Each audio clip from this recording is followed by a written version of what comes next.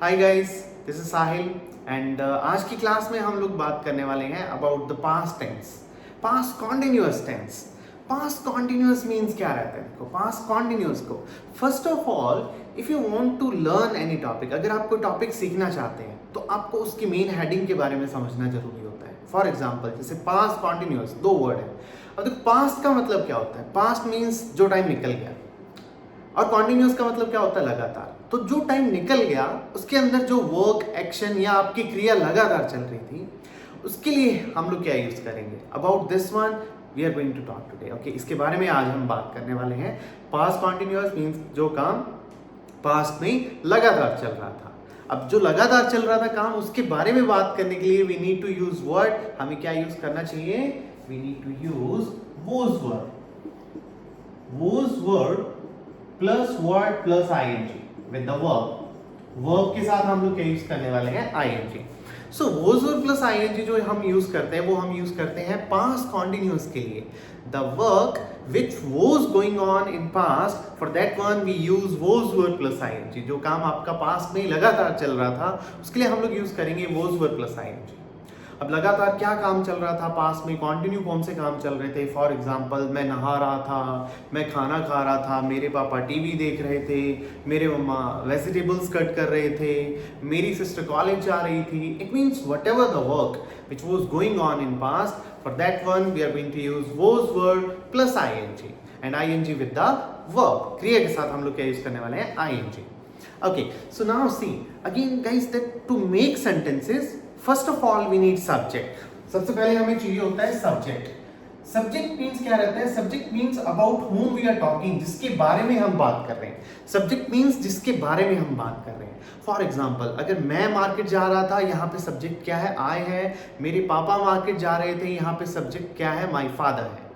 So with subject okay what we use, helping verb कौन से subject के साथ हम यूज करने वाले हैं? For example, if I talk about I के साथ हम लोग क्या यूज करेंगे? Was. Okay, if I talk about you then with you will use were. Okay, if we talk about they के साथ हम लोग क्या यूज करेंगे? Again were. If I talk about he then with he was. If I talk about she then again was. If I talk about name, like any name, for example Rahul, so with Rahul we are going to use what? We are going to use was over here।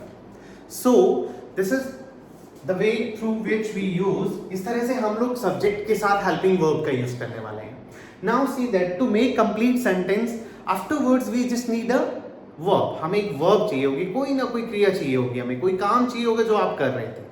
Okay, अब क्या रहने वाला है? For example, I was what. अब काम, क्रिया English में हम लोग बोलते हैं वर्ब। अब वर्ब क्या रहेगी? फॉर एग्जाम्पल, जैसे मैं कहता हूँ आई वॉज, मैं क्या कर रहा था? मैंने यार गाना गा रहा था। मैं क्या कर रहा था? मैं गाना गा रहा था। सो आई वॉज वॉट। अब गाना गाना क्या होता है? सिंग अ सॉन्ग। अब सिंग अ सॉन्ग है, एक वर्ब है, तो वर्ब के साथ we need to use word. हमें क्या यूज करना है? आईएनजी। तो सिंग का क्या बन जाएगा? Singing.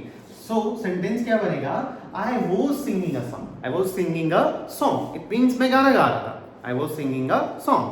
For example, if I talk about you, अगर you के बारे में हम बात करते हैं, अगर मैं कहता हूँ कि आप क्या कर रहे थे?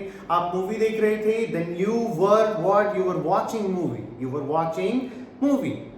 Then if we talk about they, like वे लोग क्रिकेट खेल रहे थे, अगेन काम कंटिन्यू चल रहा था पास्ट में।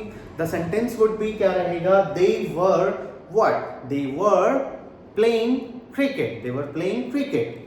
अगर हम लोग बात करते हैं अबाउट ही, फॉर एग्जाम्पल, जैसे मैं कहता हूँ कि वो दिल्ली जा रहा था, सो ही वोज। अब जाना क्या रहता है? वर्ब क्या है? Go. With verb we are going to use ING. So he was where? He was going to Delhi. He was going to Delhi. It means वो दिल्ली जा रहा था। So whatever the work which was going on in past, जो भी काम, action, क्रिया की आप बात कर रहे हैं, अगर वो पास्ट के अंदर लगातार मीन्स कॉन्टिन्यू फॉर्म में चल रही थी, तो उसके लिए हम लोग यूज करने वाले हैं was word plus ing। was word plus ing। so hope so this thing is clear to you people। afterwards अभी मेन चीज क्या रहेगी?